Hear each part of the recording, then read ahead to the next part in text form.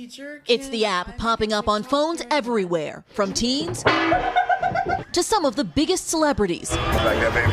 TikTok. But now, new concerns that information gathered on the app used to post fun videos could one day be used against Americans. TikTok allows users to create short 15-second videos, often set to music and known for lighter content and fancy edits. It's now the most downloaded social media app with more than 500 million active users worldwide. A growing chorus of senators are calling for an immediate investigation, warning the app, owned by a Chinese tech company, could pose a national security threat.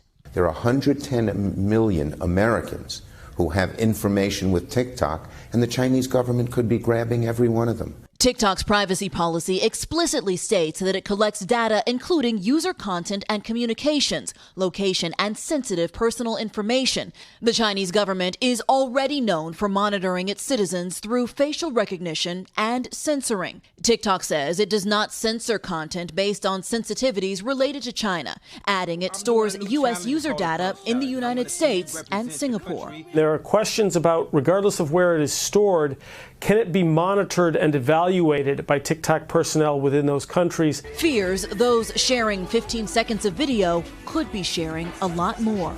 Blaine Alexander, NBC News, Atlanta.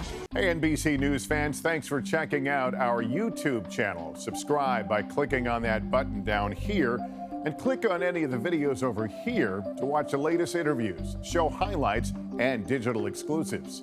Thanks for watching.